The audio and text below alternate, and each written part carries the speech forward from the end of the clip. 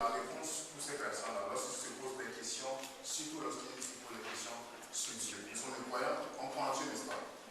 Alors, ce que nous faisons généralement, c'est de faire des présentations dans les milieux séculiers où on défend la foi chrétienne. C'est qu'on appelle ça l'apologétique. Donc, défendre notre foi, que ce soit des musulmans, des hindous, des non-croyants, des athées, on se rencontre et on fait des présentations où on partage certaines choses et ça permet de sortir de là encore plus solide. Amen.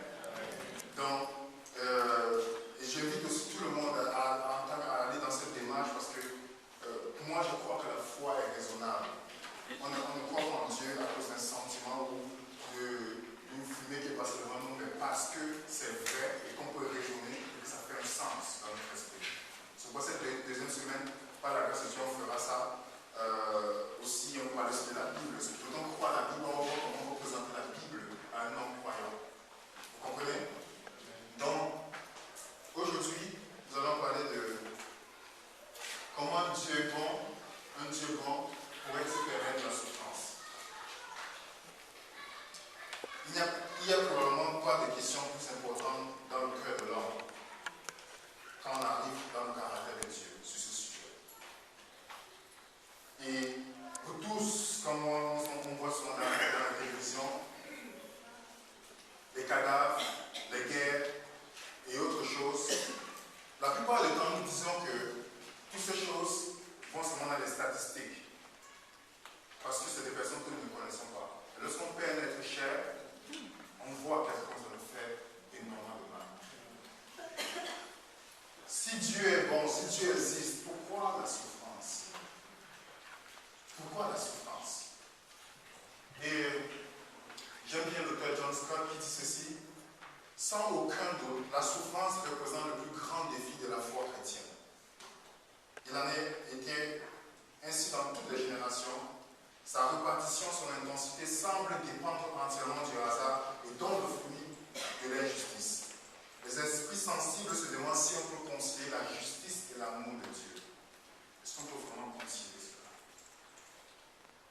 Comme je suis face à la plupart des personnes qui sont ici, les gens qui sont ici, c'est les chrétiens.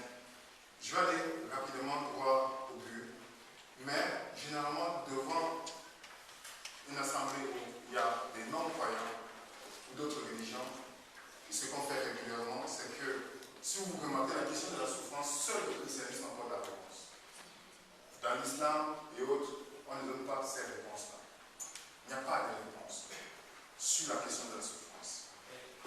Et je vous allez voir pourquoi. L'auteur J.L. Mackie, il écrit le livre Le miracle de l'athéisme. Il dit: si Dieu, bon et puissant, existait, il ne permettra pas la survenue du mal inutile. Or, comment le mal injustifiable vint à bon dans le monde, le Dieu traditionnel, bon et puissant, ne peut exister. Il se peut qu'un autre Dieu existe ou qu'il n'y a aucun. Mais le Dieu traditionnel n'est pas bon, c'est-à-dire le Dieu qui est bon. Est-ce que vous imaginez que c'est quelque chose de très... Même beaucoup de personnes à l'église, lorsque les choses leur arrivent, ils disent: pourquoi telle chose? Pourquoi je souffre? Pourquoi moi, Seigneur? On interroge souvent Dieu là-dessus. Les gens du monde font la même chose. Je vais vous raconter une histoire d'une jeune fille à New York qui a été violée par des garçons. Et elle est tombée enceinte. Elle a décidé de garder l'enfant. Après 9 mois, elle part accoucher, parce que c'est le système américain des États-Unis, comment au niveau de la santé. Elle part pour accoucher. Et le jour qu'elle accouche,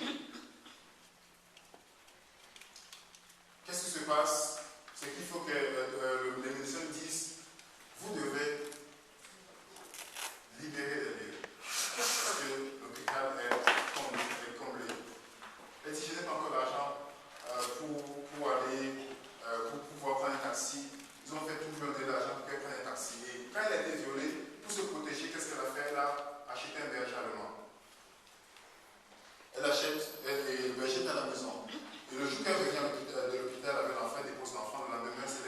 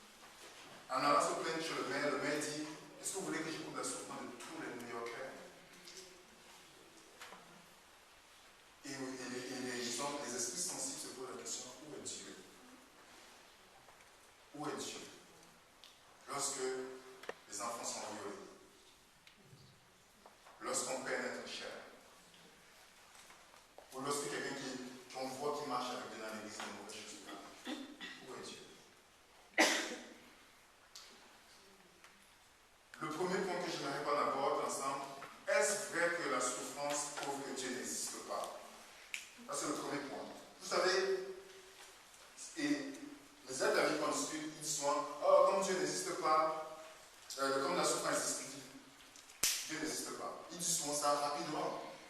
Mais parfois, je leur pose souvent la question de savoir, est-ce qu'il n'y a que la souffrance dans la vie? Alors, si vous me dites que la souffrance montre que Dieu n'existe pas, à quoi vous faites référence lorsqu'on est dans la joie? Il n'arrive jamais à répondre à cette question. Est-ce que la souffrance prouve vraiment que Dieu n'existe pas? Les évidences qui prouvent l'existence de Dieu, je vais entrer peut-être en détail là-dessus les prochaines fois, mais je vais essayer de montrer avec vous rapidement certains points. Les évidences qui prouvent l'existence de Dieu. Nous avons l'univers commencement.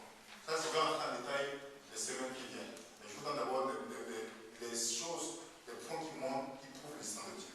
C'est-à-dire, l'univers commencement. Si l'univers commencement, ça veut dire qu'il y a quelqu'un qui a débuté cela. Vous appelez ça l'effet des causes. Si vous voyez l'auto d'ailleurs, vous n'allez jamais dire que c'est tombé au hasard. Il y a quelqu'un qui a fabriqué cette auto-là. Vous comprenez? Je passe rapidement. Nous avons, la vie est bien réglée de la nature. La façon que la nature a été faite, c'est fait d'une manière que si la Terre bouge, si la température était plus grande, ce qu'il n'y a pas la vie sur la Terre. Donc c'est fait d'une manière lignée et contrôlable que les gens s'étonnent que sûrement Dieu a fait quelque chose. Troisième point, c'est le code génétique. C'est tellement complexe. On ne va pas entrer en détail, mais si vous étudiez ça, c'est complexe que beaucoup de biologistes se donnent leur vie à la fois à cause déjà de ce point-là, le code génétique. Parce que si on parle de code, il faut quand même un programmeur, n'est-ce pas? La vie, la raison, l'intelligence, le sens de la vie. Un athée célèbre qu'on appelle Bertrand Russell disait que, à moins que vous assumez que Dieu existe, la question du sens de la vie n'a pas de sens. Quelqu'un dit, alors quel est le sens de ma vie? Si vous ne croyez pas en Dieu, vous ne pouvez pas vous poser cette question-là. Et nous avons aussi les lois de la nature. La façon que les lois de la nature sont faites, mes amis, si vous étudiez, j'ai fait chimie, physique, mathématiques, biologie. C'est extraordinaire comment les lois de la nature sont faites. Et le septième point, c'est la loi morale. Si je ne crois pas que Dieu existe, comment je peux juger le mal et le bien? Je veux venir toucher ce point-là un peu plus en profondeur. Le temps aussi. Le temps a un commencement. On ne peut pas rentrer ailleurs, mais on ne peut qu'avancer. S'il y a un commencement, ça veut dire que le temps va quelque part. Vous comprenez? Et vous allez voir, lorsqu'on parlera de l'évidence de Dieu. Le célèbre évolutionniste William Provine de l'université de Cornell qui dit ceci, au sujet du darwinisme, que si le darwinisme était vrai, alors inéluctablement, 5 implications absolues en découleraient. Il n'y a aucune évidence pour l'existence de Dieu. Si le darwinisme était vrai, on ne doit pas avoir une évidence pour l'existence de Dieu. Il n'y a pas de vie après la mort. Il n'y a aucune base absolue pour le bien et le mal. Il n'est pas nécessaire de donner la vie. Et personne ne dispose d'une volonté propre. Comme les gens en prison si Dieu n'existe pas. Parce qu'en principe, nous sommes seulement des machines et on peut tuer alors qu'on nous met en prison. Et donc, c'est point-là. Et l'argument, remarquez, j'ai donné des arguments qui montrent les évidences de Dieu. On peut citer plusieurs. Maintenant, on va voir le seul argument que les non-croyants utilisent pour dire que Dieu n'existe pas. Et c'est la question de la souffrance. Lorsqu'on fait les statistiques, il n'y a que la question de la souffrance. On a fait des statistiques, on a donné aux athées, ils ont seulement couché souffrance. Souffrance, le mal, l'injustice pour eux. C'est ce côté-là, pour eux, c'est à cause de ça qu'ils disent que Dieu n'existe pas. Est-ce que c'est vraiment la souffrance? Est-ce que c'est vrai que la souffrance montre que Dieu n'existe pas? Vous savez que si les athées prennent ce point de vue, ils doivent apporter la réponse.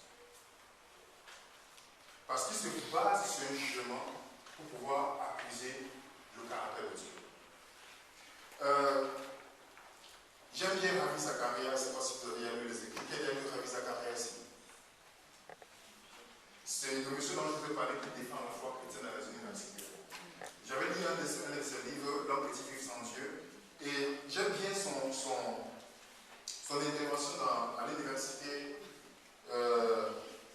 Cambridge, où il était avec un jeune qui était venu le poser avec tout, qui avait dit, si Dieu existe, pourquoi le mal? Rabbi Zacharias dit, si tu me poses cette question, il faut que tu sois prêt à répondre aussi à certaines choses que je vais te donner.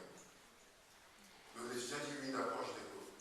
Il dit que si tu me parles du mal, ça veut dire que le bien existe aussi. L'étudiant dit, oui, je suis d'accord. Il lui dit, alors si le mal existe, le bien existe, ça veut dire qu'il y a une loi sur laquelle je mesure le bien et le mal. C'est pas vrai? L'étudiant dit, d'accord. Après, il dit que si le mal et le bien existent, qu'il y a une loi, ça veut dire qu'il y a quelqu'un qui donne, un législateur de la loi, donc quelqu'un qui a donné cette loi qui transcende toute une société, parce que tuer partout c'est mauvais, par exemple. L'étudiant lui dit, oui, Ravi, je suis d'accord. Et Rabbi Zacharias, c'est une nouvelle, lui dit, c'est exactement ce que vous voulez nier. Dieu. Parce que si tu dis que Dieu n'existe pas, il n'y a pas de loi. S'il n'y a pas de loi, il n'y a pas le bien, et s'il n'y a pas le bien, il n'y a pas le mal, ta question n'a plus de sens. L'étudiant s'est assis, après il a demandé pourquoi j'ai posé la question. Et c'est exactement ce qu'on ignore. Sur quelle base l'athéisme peut donner la réponse à la souffrance. Parce qu'il n'y a pas de loi morale chez eux. Et je vais vous confirmer encore cela. Dans le mécanisme de l'athéisme, les hommes, croyons-nous, devraient ni souffrir, ni être exclus, ni mourir de faim. Or, le mécanisme évolutionniste de la sélection naturelle dépend de la mort et de la destruction de la violence des mots. Dans l'évolutionnisme, on va voir ici, durant la semaine, si Dieu veut, pourquoi l'évolution n'est pas scientifique. On verra ça d'une manière très simple. Dans l'évolution, le fort doit dominer sur le faible. Alors, c'est normal dans la société qu'il y a la guerre, on tue le faible. Dans la pensée des évolutionnistes, mais ils vont nous dire que ce n'est pas bon ce qui se passe en Israël, par exemple, en Palestine. Sur quelle base? Pourtant, c'est le plus fort qui doit dominer. Ça, c'est le mécanisme de l'évolution. Sur quelle base les athées jugent alors le monde? Celui qui ne croit pas en Dieu ne dispose pas de bonne place pour être outré par l'injustice. Si vous ne croyez pas en Dieu. Si vous êtes sûr que le monde naturel est injuste et rempli de méchanceté, vous supposez qu'il existe une norme extra-naturelle, surnaturelle, qui vous permet d'émettre votre jugement. Récemment, aux États-Unis, il y a une femme qui a écrit beaucoup de blogs. Elle est athée. Elle était parmi les grandes, vous savez, responsables de l'athéisme dans le monde. Elle avait des sites web, elle était respectée, on l'a encore invitée pour faire des conférences. Mais récemment, à cause de la question de la moralité, elle s'est convertie au christianisme. Là, elle a été invitée dans les chaînes de télévision. Ça s'appelle Léa Vibresco, si vous êtes curieux, vous pouvez regarder. Elle montre à quel point que c'était la seule chose qu'il a perturbée tout le temps. Sur quelle base elle peut juger le bien ou pas, si Dieu n'existe pas. Ou sur les télévisions, elle s'est choquée. Cette conversion a amené beaucoup d'athées à commencer à se remettre en question. Parce qu'il n'avait aucune base, mais sujet toujours les gens. Il n'avait aucune base. Et C.S. Lewis, vous connaissez C.S. Lewis? Il a écrit un livre que je recommande à tout chrétien de lire. Sur le livre, c'est Mere Christianity, c'est-à-dire les fondements du christianisme. Il était athée, il dit ce qui l'a mené au christianisme de manière logique, avant d'arriver au niveau de l'expérience personnelle. Il dit dans son livre, Mere Christianity, la page 31, ça c'est son visage que vous voyez, C.S. Lewis. Il dit, l'argument que je retenais contre Dieu était que l'univers paraissait si cruel et si injuste. Mais d'où pouvait bien me venir cette idée de justice, de juste et d'injuste? À quoi comparais-je cet univers quand je l'appelais injuste? Naturellement, j'aurais pu abandonner mon idée de justice en disant que ce n'était qu'une idée personnelle. Mais me résoudre à cela annulait mon argument contre Dieu de la même façon. Car mon plaidoyer tenait à l'opinion que le monde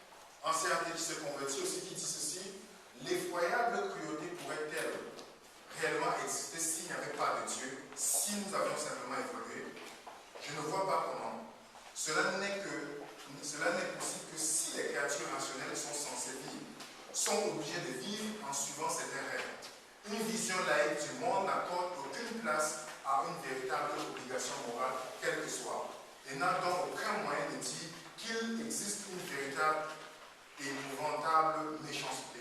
Par conséquent, si vous pensez que l'effroyable cruauté existe réellement et qu'il ne s'agit pas d'une quelconque illusion, alors vous avez là un solide argument en faveur de l'existence de Dieu. C'est pourquoi beaucoup de gens qui ne croient pas en Dieu aujourd'hui, ce n'est pas parce que Dieu n'existe pas, il n'y a aucune évidence, c'est à cause du principe de la moralité. Les gens qui rejettent Dieu, formellement, c'est parce que s'ils se tournent vers Dieu, ils voient qu'il y a un changement qui doit faire. Le mal et la souffrance pourrait constituer une preuve en faveur de Dieu. C'est une preuve en faveur de Dieu. On va voir ensemble pourquoi. Avant de continuer, voici un peu une question que je vois souvent de certaines personnes, même à l'église. Parce que pas dans un milieu où il y a des chrétiens ici. Pourquoi les mauvaises choses arrivent à des bonnes personnes? Même les antipostes, mais les chrétiens aussi se posent des questions. Et si vous voyez dans toutes les questions que les gens vous posent, prenez le temps, mes frères et sœurs, de réfléchir d'abord un instant avant de répondre. Parce que vous allez trouver dans la question de la personne, il y a un mystère à résoudre qui va faciliter votre conversation. Vous comprenez? Par exemple, si quelqu'un dit pourquoi les mauvaises choses arrivent à des bonnes personnes, c'est parce qu'il y a une supposition derrière la question. Parce que dans la tête de la personne, les mauvaises choses doivent seulement arriver à des bonnes personnes. Les mauvaises choses doivent seulement arriver à des mauvaises personnes, et les bonnes choses doivent seulement arriver à des bonnes personnes. Et la question que vous pouvez le poser facilement, comment savoir qu'une personne est bonne ou mauvaise? Sur quelle base? Sur quelle base? Vous n'avez jamais fait le mal à quelqu'un dans votre vie? C'est la question qui vient.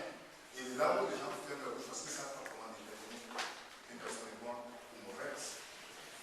Même à l'église. Si le fait que quelqu'un a péché, il pleuvait sur lui et vous, il y a le soleil sur vous, ça vous allez penser que vous êtes supérieur aux autres.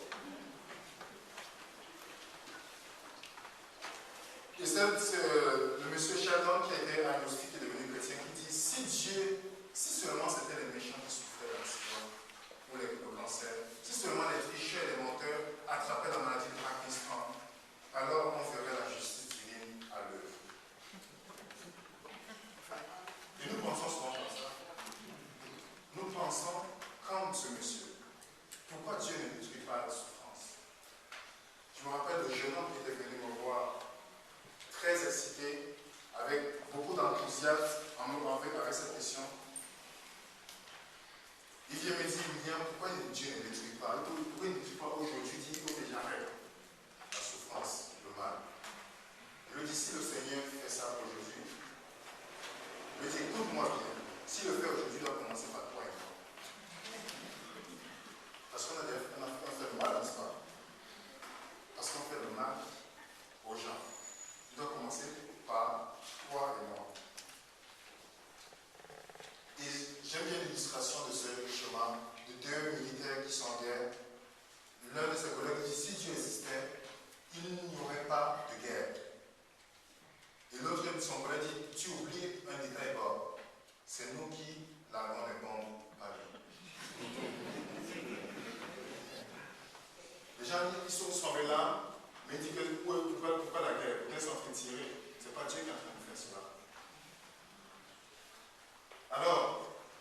Alors si Dieu est tout puissant, ça c'est un autre point. Je pars rapidement parce qu'on soit dans le temps même. Pour ceux qui veulent le PowerPoint, on va vous donner les détails qu'on a mis sur le PowerPoint. Alors, si Dieu est tout puissant, pourquoi la souffrance? Il y a quelques points que je vais vous proposer avant de toucher la dimension biblique. Je veux d'abord qu'on touche toujours un point qu'on va un peu raisonner ensemble. Supposons que Dieu est tout puissant. Ça veut dire que Dieu peut faire tout ce qui est logiquement possible. C'est pas vrai? Réfléchissez bien et gardez ça dans votre mémoire. S'il vous plaît. Il peut créer une galaxie, des atomes, nous créer aussi. C'est pas vrai? Mais Dieu ne peut pas faire ce qui est logiquement impossible. Vous êtes d'accord avec ça? Est-ce que Dieu peut faire ce qui est logiquement impossible? Est-ce qu'il peut faire quelque chose qui se contredit? Dieu peut faire quelque chose qui se contredit? Ah, heureusement. Par exemple, il ne peut pas faire un carré circulaire. Vous avez vu un carré circulaire? Dieu ne peut pas le faire.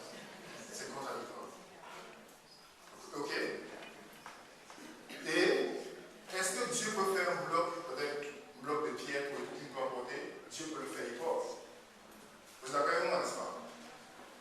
Mais, quand Dieu a créé les humains, il voulait que les humains soient comment? Libres. Et la liberté, c'est une bonne chose. Dieu ne cherche pas des robots. Vous êtes d'accord avec moi? Si les hommes veulent être libres, ils doivent. Dieu choisit, parce que Dieu veut que les gens choisissent la liberté. Alors, on ne peut pas forcer, on ne peut pas nous forcer à obéir à Dieu. Il y a des gens aujourd'hui qui disent, je ne crois pas en Dieu. Dieu est toujours là, ça ne change pas Dieu. On ne peut pas forcer quelqu'un à obéir à Dieu. On va continuer dans notre logique. C'est comme un carré circulaire, ce n'est pas logiquement possible, mais c'est plutôt contradictoire. Pas de choix, pas de liberté, donc Dieu ne cherche pas de repos. Les premiers humains ont été créés avec quoi? La liberté, ayant abusé de leur liberté comme nous le faisons généralement. Parfois on dit Adam et Ève, mais quels sont les choix que nous prenons? On a plus de liberté que nous avons. Dieu est responsable du fait de la liberté et nous sommes responsables de leurs actes, nous sommes responsables de nos actes face à la liberté. Dieu nous a donné la liberté, maintenant, tous les actes que nous faisons, c'est nous qui sommes responsables. Pas Dieu. Est-ce que Dieu ne sait pas quand le mal va arriver à l'avance? Le fait que Dieu sache cela, ce n'est pas lui qui choisit à notre place. Est-ce que vous comprenez? Dieu sait toutes choses, mais il doit venir choisir à notre place. S'il vient choisir à notre place, il doit faire avec tous les humains, et c'est ça le Dieu dans nous. Vous voyez dans toutes les religions, vous allez voir que seul dans le christianisme, vous voyez la définition de Dieu est amour. Dans l'islam, on dit qu'il est miséricordieux, mais la miséricorde, c'est un aspect de l'amour, ce n'est pas l'amour. Est-ce que vous comprenez? Donc, beaucoup de gens supposent que si l'existence du mal était justifiée par les bonnes raisons, celle-ci serait accessible à notre esprit. Est-ce que c'est vrai? Est-ce que c'est vrai? Par exemple, Joseph, avant d'entrer pour entrer dans notre partie, par exemple, Joseph, qui était haï de ses frères vendus et autres. Joseph était un garçon arrogant, c'est pas vrai? Mais est-ce que vous savez qu'à travers la souffrance, Joseph est devenu une personne différente? Il a souffert où? En Égypte. Il était en Égypte, n'est-ce pas?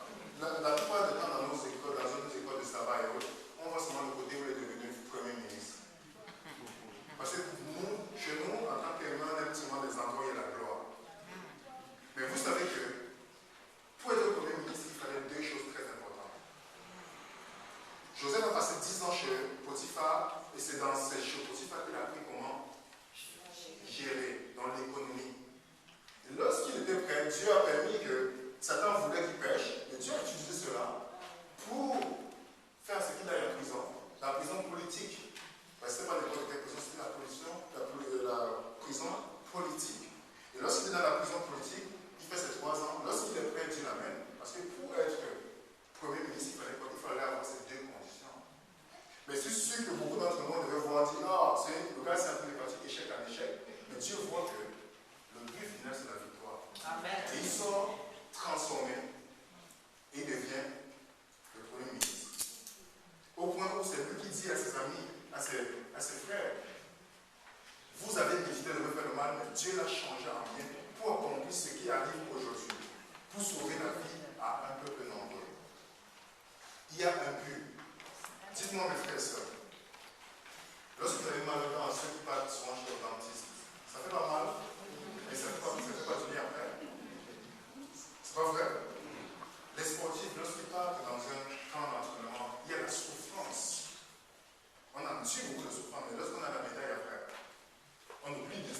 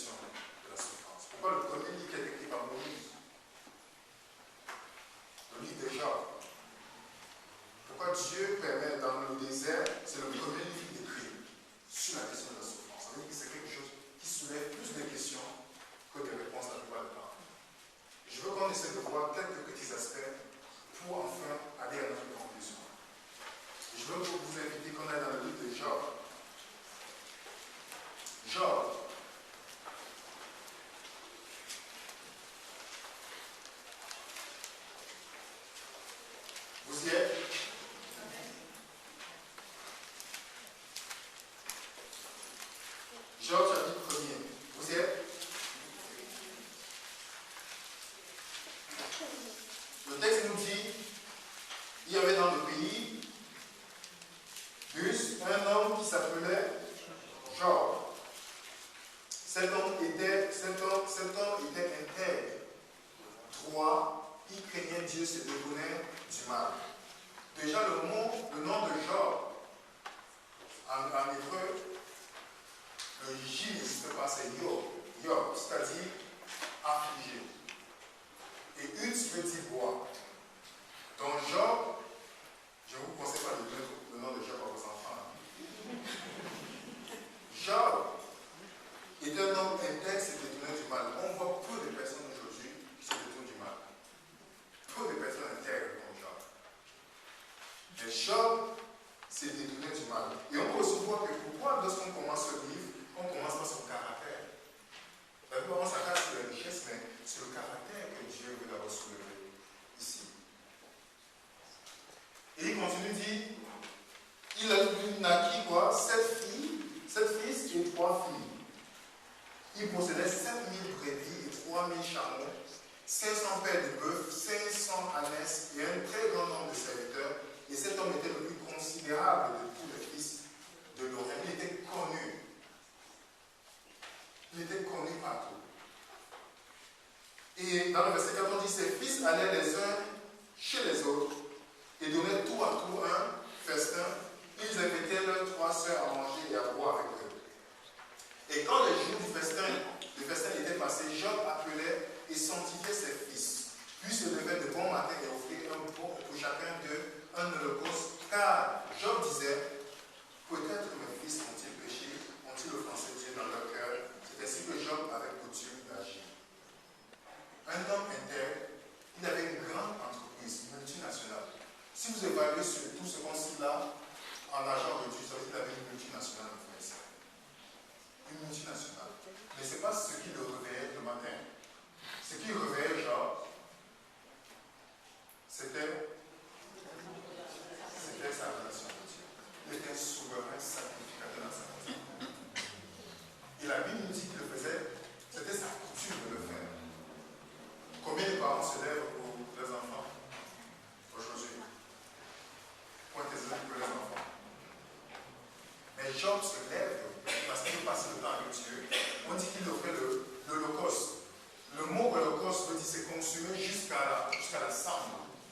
Donc ça veut dire qu'il était patient au point de laisser rassurer sa relation avec Dieu. Il le faisait, c'était sa coutume. C'est-à-dire qu'il faisait ça tout le temps. Et nous, on peut parler, on peut dire la même chose sur nous parce que il y a des jours où on se lève, on passe le temps avec Dieu. À un moment donné, on ne le fait pas. On attend seulement un prochain réveil, une prochaine conférence pour commencer à le faire. Mais on dit que Job le faisait continuellement. Et j'aime bien ce que Ellen White dit, que le premier miracle, c'est une vie changée. Mais le deuxième miracle dans la vie de quelqu'un, c'est une vie constante avec Dieu. Amen. Une vie constante avec Dieu. Et on se pose la question pourquoi nous, aujourd'hui, on a la difficulté à cerner parfois les enseignements que Dieu nous donne. Job le faisait continuellement. Mais je vais aller avec vous sur le but de la raison pour laquelle je vous demande de lire ce texte. On dit, oh, les fils de Dieu vinrent un jour se présenter devant l'Éternel, et Satan vint aussi au milieu d'eux. L'Éternel dit à Satan, d'où viens-tu? Satan répondit à l'Éternel de parcourir la terre et de nous promener. L'Éternel dit à Satan, as-tu remarqué mon serviteur Job? Il n'y a personne comme lui sur la terre. C'est un homme intègre, droit, craignant Dieu, se détournant du mal. Première chose que Dieu dit sur Job, c'est son caractère. Pas ses richesses, mon frère. Pas de richesse, mais pas de son caractère. Qui es-tu lorsque personne ne te regarde? Est-ce que tu es la même personne lorsque tu entres à l'église?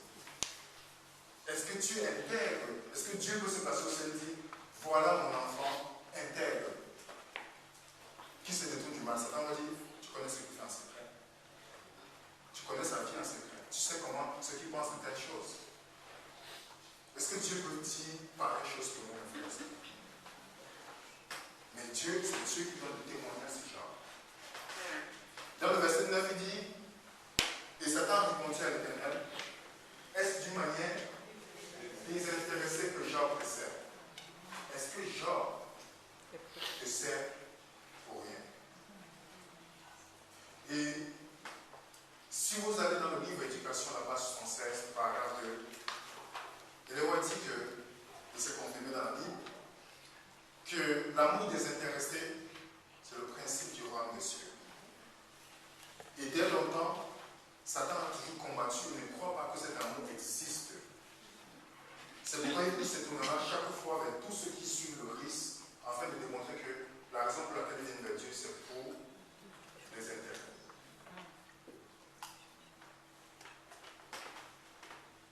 Et je vous assure, mes frères et sœurs, beaucoup d'entre nous, nous donnons raison à Satan dans notre vie.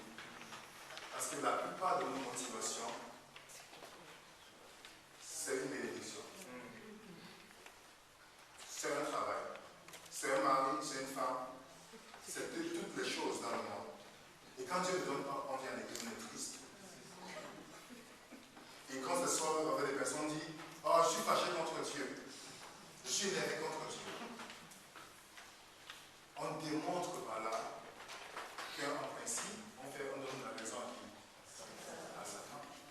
Parce qu'on ne vient pas vers Dieu, parce qu'on est désintéressé. Est-ce que la raison pour laquelle vous êtes ici, vous allez vers Dieu chaque jour, est-ce que vous le faites parce que vous aimez Dieu? Ou parce que, Seigneur, je vais assister à la conférence, bénis-moi. On vient avec ça dans la principe. Job n'était pas, est-ce que Job n'était pas un homme intègre? Pourquoi ces choses sont arrivées alors? Est-ce que Job souffrait pour voir s'il est fidèle? Ou Job souffrait parce qu'il était fidèle? Job souffrait parce qu'il était fidèle. C'est pourquoi il souffrait. Pas pour voir s'il était fidèle. Et on lit cette histoire, on sait bien qu'il s'agit de Job. On dit que c'est un homme intègre.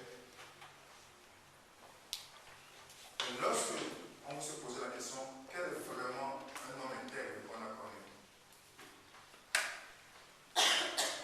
Quel est vraiment l'homme intègre dont on parle de la Bible? C'est Jésus-Christ. Et Jésus-Christ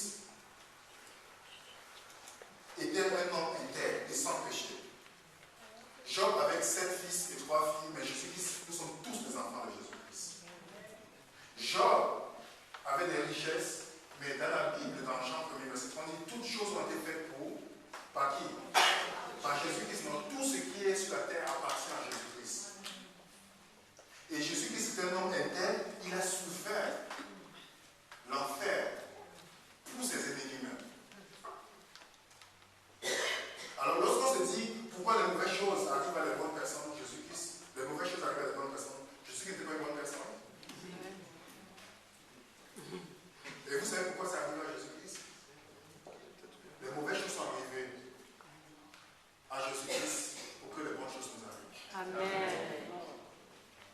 Est-ce que vous savez ça? Amen. Donc les mauvaises choses arrivent à les bonnes personnes pour que les bonnes choses arrivent à les mauvaises personnes. Excusez-moi. Les mauvaises choses arrivent à les bonnes personnes. Enfin, que quoi?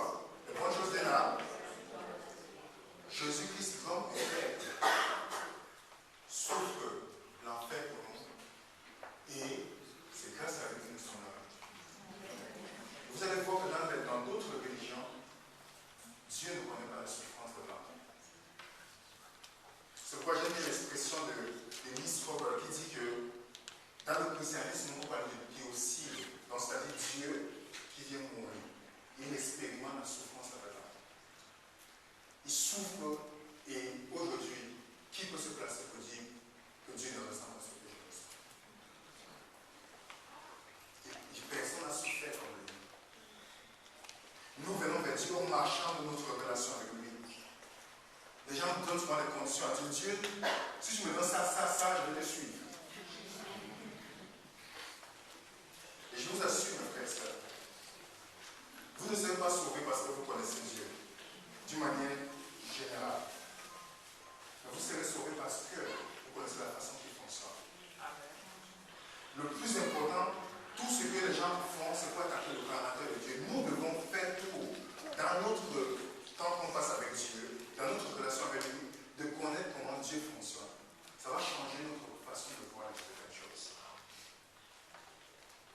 Pourquoi on sert Dieu? Qui a souffert comme Jésus-Christ, mes frères et sœurs? Qui a souffert comme Jésus-Christ? Il a souffert la souffrance sur la croix. Jésus a subi la séparation avec son Père que la race humaine méritait. Jésus n'est pas mort en règnant Dieu. Vous savez ça? Même dans cette période d'abandon, il n'a pas régné Dieu. Il a soulevé sa prière d'angoisse. Il n'a jamais régné sa foi. Jamais régné sa foi.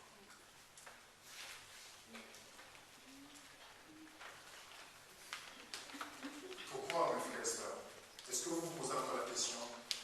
Pourquoi vous faites certaines choses? Parfois, la plupart des choses que nous faisons, nous le méritons. Mais Dieu ne nous traite pas comme nous méritons, parce que s'il nous traite ainsi, on est mort. Dans sa miséricorde, il nous fait apprendre le leçon dans ces choses. Pour qu'on puisse cerner, c'est quoi? Qu'est-ce que je dois apprendre dans ces situations? Et vous savez que, comme dans Isaïe 43, le verset 2, quand Dieu dit, même si, je veux paraphraser, même si tu es dans le feu, je serai avec toi. Dieu est avec nous. C'est ça en principe Jésus-Christ. Il a expérimenté. Dieu a expérimenté les choses que l'homme, plus que nous, il a souffert l'enfer pour nous. Personne n'a jamais souffert l'enfer ici. Jésus-Christ l'a fait. Et le point que je mets ici, pourquoi Dieu permet-il le mal et la souffrance continue? Pour que le mal et la souffrance continuent. À travers Jésus-Christ, nous voyons une chose, nous pouvons comprendre certaines choses. En revanche, nous savons à présent quelle réponse éliminer dans notre esprit. Car ce n'est pas parce qu'il ne nous aime pas ou il est indifférent, car Dieu prend tellement au sérieux notre tristesse et notre souffrance, qu'il a accepté personnellement de s'en charger. Donc si quelqu'un dans sa souffrance pense qu'il souffre parce que Dieu ne l'aime pas, il y a quelque chose qui n'est pas saisi dans le caractère de Dieu. Et toutes les personnes, si je vous donne tout le PowerPoint qu'on fait dans les milieux séculiers, toutes les personnes, lorsqu'on étudie sur ce point, finalement se rendent compte qu'ils sont passés à côté. Parce qu'ils vont toujours vous dire qu'ils sont allés dans les jeux d'islam, on ne leur a jamais donné la réponse. Parce que dans l'islam, on dit Halaïla et les hommes sont considérés comme les esclaves. Islam veut dire soumission. Musulman veut dire esclave d'Allah. Donc il y a une grande séparation au point où tu ne peux pas dire que tu as une relation personnelle avec Dieu. Vous partez dans le bouddhisme, où on enseigne que dans la souffrance, ce n'est qu'une illusion. Que la souffrance c'est une illusion. Donc lorsqu'on tue un enfant, c'est une illusion. Et Bouddha lui-même a abandonné ses enfants, sa femme et ses enfants. Il ne peut pas être un très modèle dans l'amour. Mais le christianisme te montre que Dieu est venu souffrir sur la terre. On vit des injustices dans le monde, et certaines choses. Je vous dis une chose, mes frères et sœurs. De toutes les injustices que vous vivez, la justice retardée ne veut pas dire justice manquée. La justice retardée ne veut pas dire justice manquée. Dieu a promis qu'il va résoudre ce problème. Amen. Qu'il va mettre fin à toutes ces choses-là. Mais c'est mieux pour nous de souffrir comme chrétiens que de souffrir comme pécheurs. Et de réexaminer nos motivations pour pas nous venir à Dieu. Parce que dans tout ce que nous faisons généralement, nous donnons raison à Dieu. Si vous pensez un seul instant que Dieu vous a pardonné, vous allez donner raison à Dieu. Je vois les gens qui sont fâchés contre Dieu parce que Dieu n'a pas fait ça, ça. Pourtant Dieu a souffert en fait. Pourquoi les mauvaises choses arrivent à de bonnes personnes? Je pense qu'on va voir la réponse. On a déjà la réponse. Je pense que dans notre esprit, en rejetant Dieu, c'est pour aller où?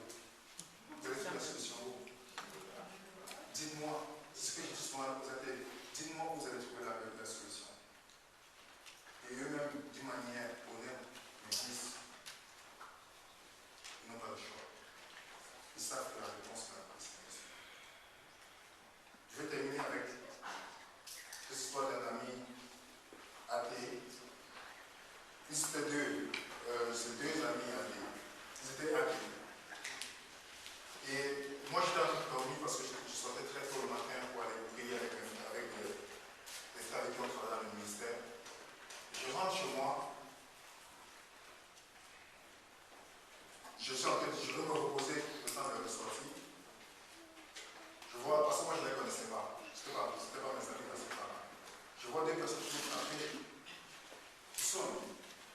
Et moi je sors, je vois deux jeunes caucasiens qui viennent se placer devant moi. C'est toi William? Je dis oui. Je dis on est venu discuter avec toi. J'avais le sommeil. Je ne veux même bien pas encore ouvrir la porte, ils sont allés dans la maison. Je dis, mais Seigneur, je veux me reposer, Seigneur. Il dit, on veut discuter avec toi. Et ça s'asseye. Je leur donne quelque chose, et puis on commence à discuter, on commence à poser des questions sur Dieu. On m'a parlé de toi, que tu fais des choses dans les universités, on veut discuter avec toi, on veut te confronter. Je dis, d'accord. On a discuté les premiers temps sur les choses de base. Et on a donné rendez-vous, on se leur donnait toujours rendez-vous dans un parc pour discuter à haute voix parce qu'on ne voulait pas faire de bruit. On se rencontre et l'un d'eux, qui s'appelle Mathieu, l'un entre les deux gars, il vient me dire, William, si vraiment Dieu est là, je veux que tu me le montres. Je veux que tu me donnes son email, je veux lui envoyer des emails. Montre-moi Dieu, je vais le suivre. Il dit, ah bon, si comment Dieu va le suivre? Il dit oui. Je lui dis, la façon dont tu me parles, ça veut dire que tout ce que tu sais, tu suis. Il me dit oui, tout à fait. Je lui dis, Mathieu, tu sais que fumer tue. Pourquoi tu fumes? Il reste tranquille. Je savais qu'il ne pouvait pas répondre. Après, il dit, Mathieu, tu sais que boire de l'alcool, c'est très dangereux pour ta santé. Pourquoi tu continues à boire de l'alcool? Il reste tranquille.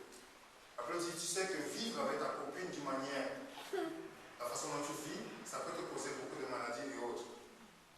Pourquoi tu continues dans cette voie? Il ne dit rien. Après, il réfléchit un instant. Après, je lui dis, Mathieu, tu penses que ta question est sincère? Il dit, mais pourquoi? Il dit, remarque bien que dans ta question, tu me dis que je te montre Dieu. Ta vie me montre que si tu connais la vérité, tu ne vas pas le suivre. Il me dit, comment dit, parce que tout ce que tu es fait, tu ne peux pas répondre. Si tu veux que je te montre comment tu vas arriver vers le Seigneur, commence à obéir à tout ce que tu connais comme vérité. Je vous assure qu'il est resté tranquille ce jour. Il a compris que sa motivation était. On a continué la discussion, on a compris sa motivation et surtout pour son style de vie. Pas parce que Dieu n'existe pas. Et grâce à Dieu aujourd'hui, ils ont donné leur vie, ils sont les croyants. Et juste pour vous dire que lorsque les gens vous posent des questions sur le caractère de Dieu, nous devons surtout, adventistes, avec tout ce que nous connaissons, bien présenter le caractère de Dieu à la personne. Bien présenter le caractère de Dieu. Parce que tout ce qu'on attaque sur Dieu, c'est toujours un rapport avec son caractère. Son caractère. La souffrance ne nous montre pas que Dieu n'existe pas. Dieu lui a donné la réponse sur la question de la souffrance. En venant lui-même nous montrer par le chemin. Il n'a pas dit, ok, je vais cesser, il est venu passer par là pour nous montrer que nous devons le suivre. Et il va cesser cette souffrance. Je vous invite à prier avec moi. Et pour dire à Dieu, surtout pour ceux qui ont pensé un instant que Dieu les a abandonnés. Seigneur, si j'ai pensé un instant que tu m'as abandonné, Seigneur, je veux parler. Pour ceux qui pensent que Dieu, qui sont venus vers Dieu parce qu'ils espéraient que Dieu leur fasse des choses avant de venir, je demandais ensemble le pardon à Dieu.